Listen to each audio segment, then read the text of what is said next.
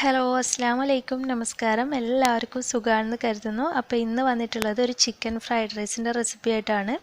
നമ്മൾ റെസ്റ്റോറൻറ്റിലൊക്കെ പോയി കഴിക്കുന്ന സെയിം ടേസ്റ്റിൽ നമുക്ക് വീട്ടിൽ എളുപ്പത്തിൽ ചിക്കൻ ഫ്രൈഡ് റൈസ് ഉണ്ടാക്കിയെടുക്കാം. അപ്പോൾ ഞാൻ ഈ ഒരു റെസിപ്പിയിൽ എങ്ങനെ നമുക്ക് പെർഫെക്റ്റ് ആയിട്ട് റൈസ് കുക്ക് ചെയ്തെടുക്കാം, അതായത് ഫ്രൈഡ് റൈസിനുള്ള റൈസ് എങ്ങനെ കുക്ക് ചെയ്തെടുക്കാം എന്നൊക്കെ കാണിക്കുന്നുണ്ട്. അപ്പോൾ വീഡിയോ എല്ലാവരും ഒന്ന് മുഴുവനായിട്ട് കണ്ടു നോക്കുക. അപ്പോൾ ഞാൻ ആദ്യം ബസ്മതി റൈസ് ആണ് എടുത്തിട്ടുള്ളത്. ഫ്രൈഡ് റൈസിന് എപ്പോഴും ഇതുപോലുള്ള നീളമുള്ള ടൈപ്പ് അരി തന്നെ എടുക്കാനായിട്ട് ശ്രദ്ധിക്കുക.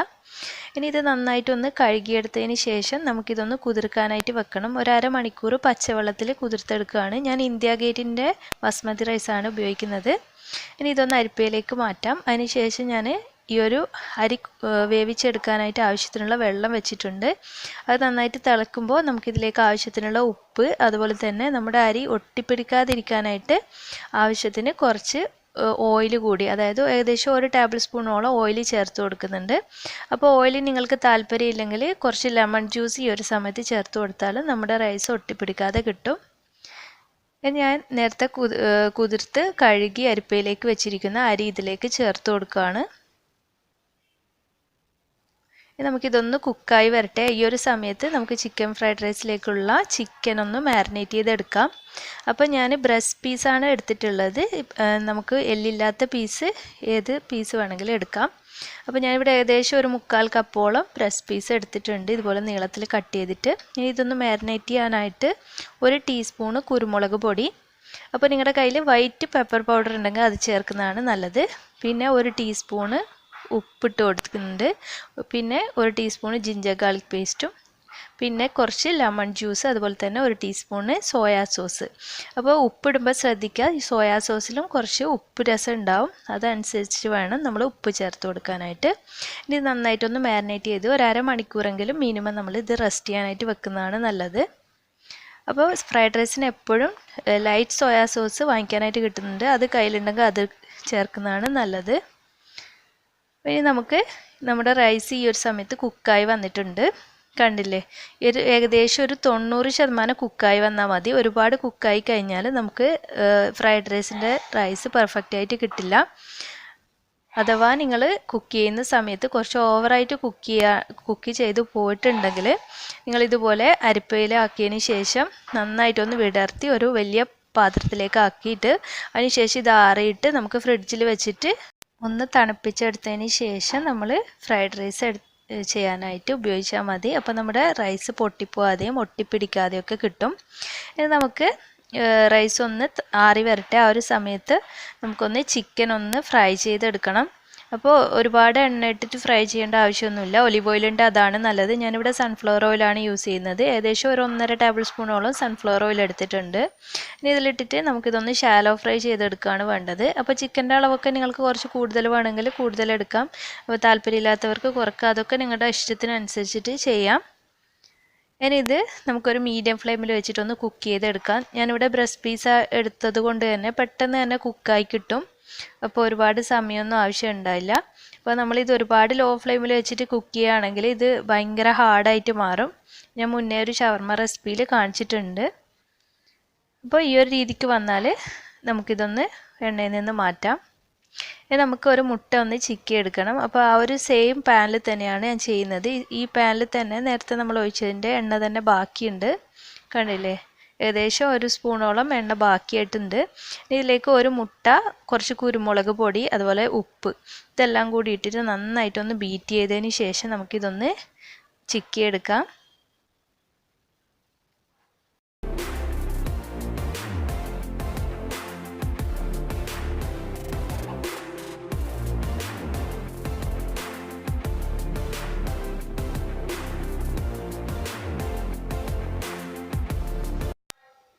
ഇപ്പം നമ്മുടെ മുട്ടയൊക്കെ ചിക്കി എടുത്തിട്ടുണ്ട്.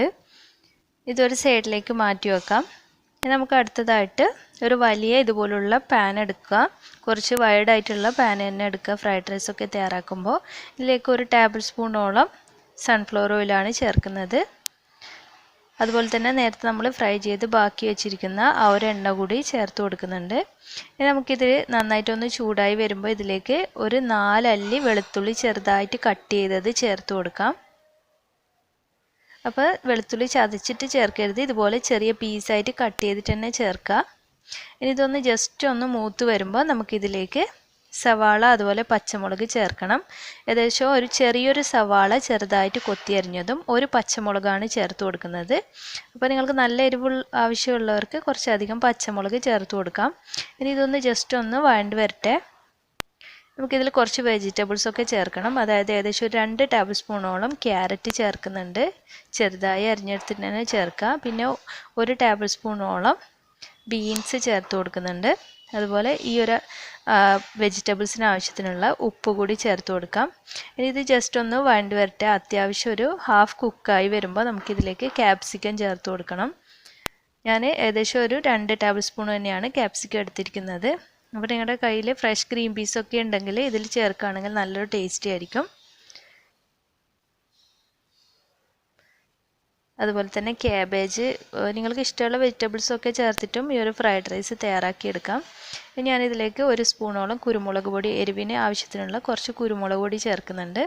എപ്പോഴും നമ്മൾ ഫ്രൈഡ് റൈസ് തയ്യാറാക്കുമ്പോൾ ഫ്രൈഡ് റൈസിന് നല്ലൊരു വൈറ്റ് കളർ കിട്ടണമെങ്കിൽ നമ്മൾ വൈറ്റ് പെപ്പർ പൗഡർ ഉപയോഗിക്കുക. അതുപോലെ തന്നെ സോയാ സോസ് ഉപയോഗിക്കുമ്പോൾ അധികം ഡാർക്ക് അല്ലാത്ത സോയാ സോസ് ഉപയോഗിക്കാനായിട്ട് ശ്രദ്ധിക്കുക. അപ്പോൾ നമുക്ക് നല്ലൊരു കളർ കിട്ടും.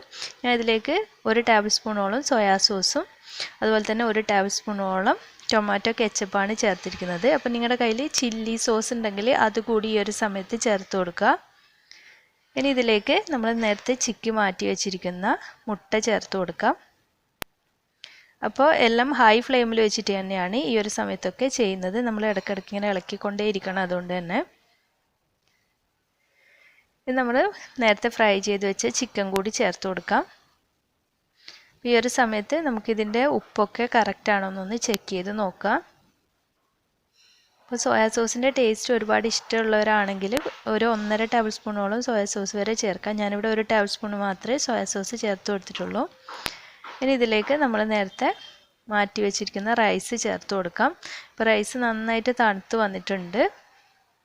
അതുകൊണ്ട് തന്നെ നമുക്ക് നല്ല പെർഫെക്റ്റ് ആയിട്ടുള്ള ഫ്രൈഡ് റൈസ് തയ്യാറാക്കി എടുക്കാനായിട്ട് പറ്റും.